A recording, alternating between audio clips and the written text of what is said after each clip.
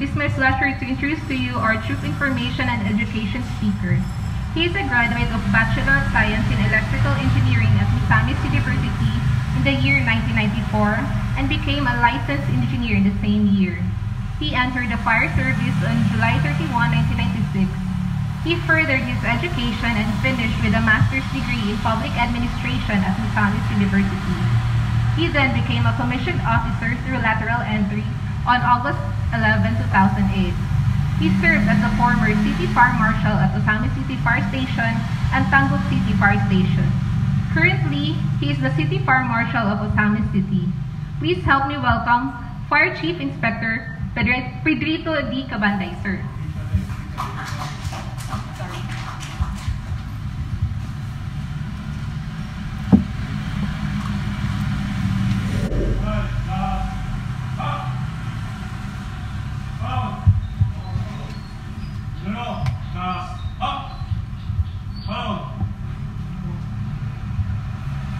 Flag raising is not only about in compliance with the memorandum from our regional director, but rather is our obligation to attend. It's because it symbolizes of our national pride and unity. Ladies and gentlemen, maayong buntag kanatong tanan.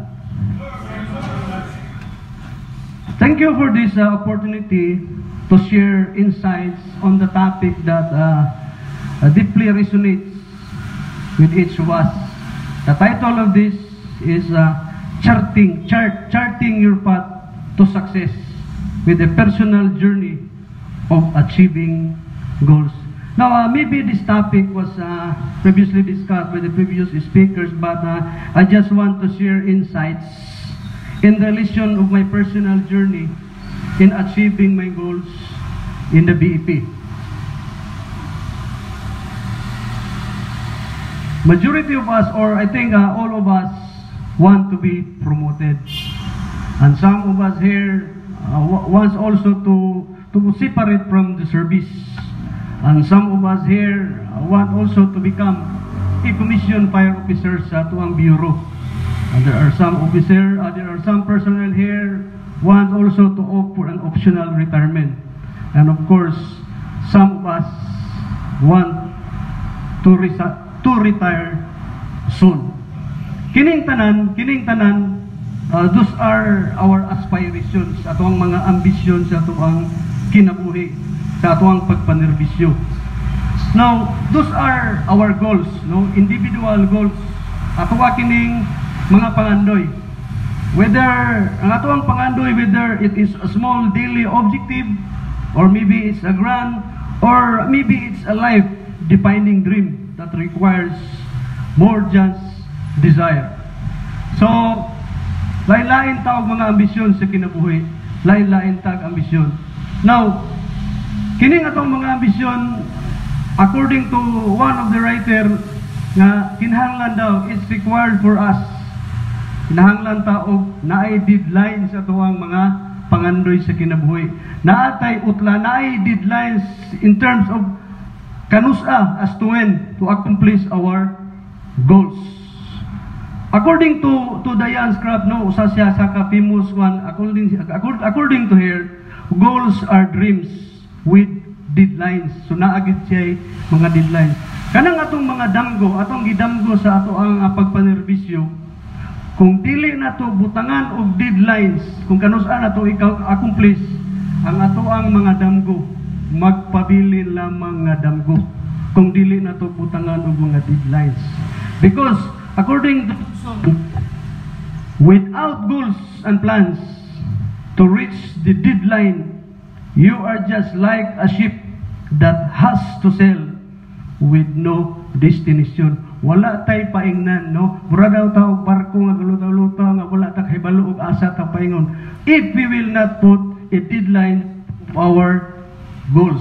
So ginahanglan tangta. Now, in accomplishing this, sa atong pag-accomplish ating atoang mga goals, dili lang ni siya usa ka pamilok. Dili ni siya instant nga atong makabot dayon. It required a structured approach and unwavering commitment. kada usa kanato. Now today, I want to share with you briefly the fundamental principles that have guided me on my journey towards my success, no, sa BEP. This principle, I think this principle, tulo lang ni siya, the principle of discipline, the principle of motivation, the principle of mindset. Now, kining tulo plays a crucial role, no, crucial role in turning dreams into unachievable goals. Now, una niini is discipline. Now, kining discipline, it is our ability, is the ability to make yourself to do something, no, imuhang abilidad nga even if it is difficult, imuha gini siyang buhaton. Mao ni siya sa atuang discipline. Now, in implementing, in achieving our goals, akong ingon ganiha sa title nga naa siya deadline, then you make a chart, no, mura siya flow charts as to when kung sa kagusto nimo kanus-an nimo i-accomplish ang imuhang mga goals. Now, it is very important that sa ato ang mga goals nga mag-focus kita nito. There are times nga naay mga distraction along the way, but as kita, kung gusto na ito matuman atong mga parangandoy, you must stay focused sa atong goals. So, mag-focus kita sa atong goals. And then, of course, atong trabaho, daghan man tag yatiman, nagatiman ta sa atong trabaho, yatiman ta sa atong pamilya, and there are also some religious and civic activities nga nabilong ta. Dili pwede nga, dili punta mo appeal atong mga other activities. But the most important here, the most important is the time management. Kinahanglan nga, you prioritize your tasks. No, mag-allocate ka og time yun nga that will guide you on how to achieve your goals. Maghimo kita og time management, and then the self-motivation also is very important nga mag-remind nato kinahanglan motivate ta kung gusto nga matuman, kinahanglan self-motivated buta, no? Makapangutan lang nganong gusto man ta dito, nganong gusto man ta nga to become an officers para ma-motivate ka nga mo encourage well in doing our in pointing atong mga paingon ta sa atong good directions. Now, embracing failures. Now, understand that setbacks are the part of the journey. Di gyud malikaya na agit tay mga failures. In fact, when I applied for an F1 before region Misamis Occidental is belong to Region 9. First apply na ko sa F1 because my goal is I want to become a fireman. So, apply ko sa Zamboanga City, na-failure ko. Na-failure, wala ko kasulod. That's why, ning adto ko sa national headquarters, o dito dito ko nakasulod. Now, embracing these failures, kinahanglan nga, you must learn the failures and use them as your opportunity to grow, rather than reasons to give up. Di kita mo give up kung, daghan kayong mga difficulties, mga challenges, mga agi na to in achieving our goals, but, maningkamot lang ta, dili kita mo give up.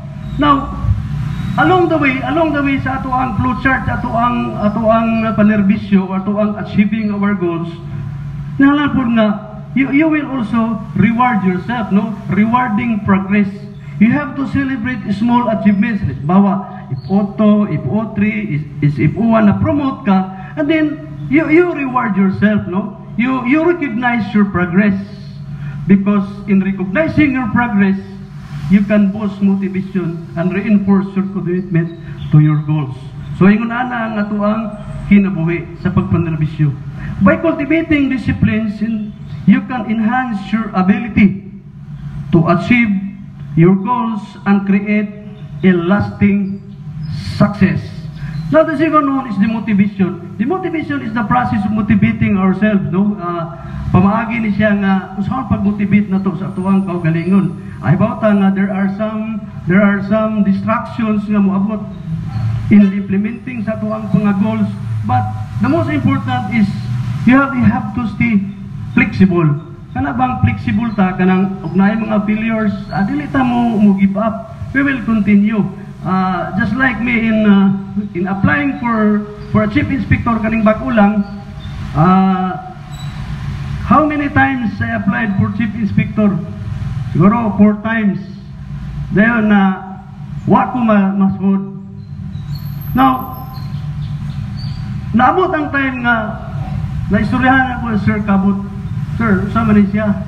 So, ingon siya, kung mag-basketball, kung dili kuno ta mo appeal og jump ball, dili gyud ta ka ilog og bula. That is why di magid kalikayan nato nga makuanta mahiubos ta. So there are naay promotion nga ning pass gyud ko, but I remember nga katong giingon ni Sir Cabot nga dili gyud ta kay ilog bula og dili gyud ta mo appeal og jump ball. So i-appeal ko. That is why nagpasalamat ko Sir Cabot nga iiha kong nagaida no nga ay importante gid nga dili kita mo surrender ug unsay ato ang ginabuhat. You find the inspirations muna nga si Sir Cabot as na-inspired ko niya nga nag-apply ko, and then I realized nga tinuod gid ay dili pwede nga kita lang. And then of course you have to stay committed. Now the mind setting is also important because it is our mental attitude on how to interpret and respond situation. Kay sa tuwa magong panervisyon ay mga times nga lagi mga sabi kanang mga obstructions ba, na mga obstructions. And then dili kita magpadaog ana niya. Now kinahanglan kahibalo naman ta nga at the time comes sa atong giset nga schedule nga mahimutang iyon ana. We always think positive. Una-una ang ginato. If there are negatives, then you replace it with the positive one. Ayaw, dili kita maghuna-huna o mga negative. And then, of course, the focus on the process, kinahanglan katong flow chart na to, dito kita siya mo focus. If there are some instances na kinahanglan na to i-remodel, kinahanglan na to i-edit, so you stay flexible sa kung mga plano. Ato lang na siyang adjustment. Now, in cultivating this aspect sa atong mindset, you can enhance our ability to set and achieve our goals effectively. So tulo lang kabutang, no? Tulo lang to kabutang nga very important nga para ma-achieve ang atong goals. Now, I just want to leave this phrase, mura siya quote siya, no? Quote siya nga, and I quote, success is the culmination of preparation, hard work, and learning from failures. Each goal achieved is a testament to perseverance and reminding that the journey is just as important as the destination. To achieve your dreams in the fire service, you have to embrace the challenges, stay committed, and remember that every flame you conquer makes you stronger. So daghang salamat, o once again, mayong buntag kanatong tanan.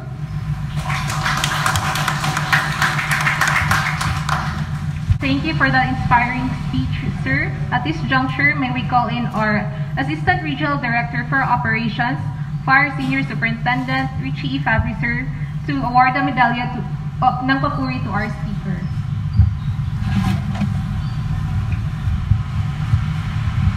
Citation reads, this medalya ng papuri is hereby conferred to Fire Chief Inspector Pedrito D. Cabanday, City Fire Marshal Oroqueta City Fire Station BFP Region 10 for his insightful contribution and commendable performance as a troop information and education speaker during the traditional Monday flag raising ceremony held on September 16, 2024 at the BFP Regional Office 10.